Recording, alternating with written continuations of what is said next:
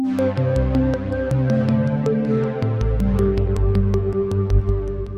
when considering the future of work, I think there's three things to think about. The first is you have to take the future work down to the place where people work, in the actuarial department, in finance, and claims and underwriting. Future work can be discussed at the corporate level conceptually, but it really only starts to matter when you talk about how it affects different jobs and how different people work. And so it needs to be thought through function by function, area by area, group by group. The second thing to think about is when you say the future of work, talent comes to mind. People come to mind, as it should. It's a very core piece of this. But to think about that without understanding, well, what are the technology implications that allow automation to change how people work? What are the customer implications that change how we want to service our clients? You need to look at future work holistically. It's talent, but it's also the customer aspects, the customer centricity aspects, and the talent piece. And all that has to be looked at holistically in terms of planning and vision in the future. And then the third thing is around the people agenda. I think insurance companies have historically underinvested in their people. And by that I mean when you think about how an insurance company typically plans, in terms of what changes they're going to make in the following year.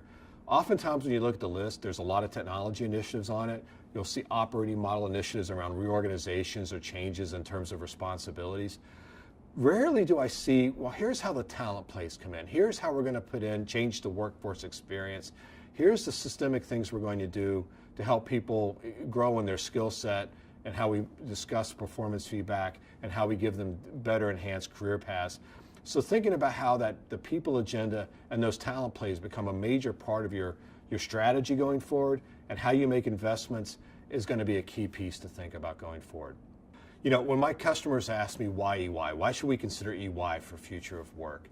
I tell them that where EY makes its mark is being able to bring practical industry experience and apply it to the tangible things that they need to get done, whether it be where and how they specifically can automate activities, whether it be where and how you shape products to be directly specific to the customer, where and how you make underwriter jobs more effective through some of the research that we've done around the future of underwriting, where and how do you make claim adjuster jobs get more accurate in terms of how they make decisions through calibration and other innovation techniques.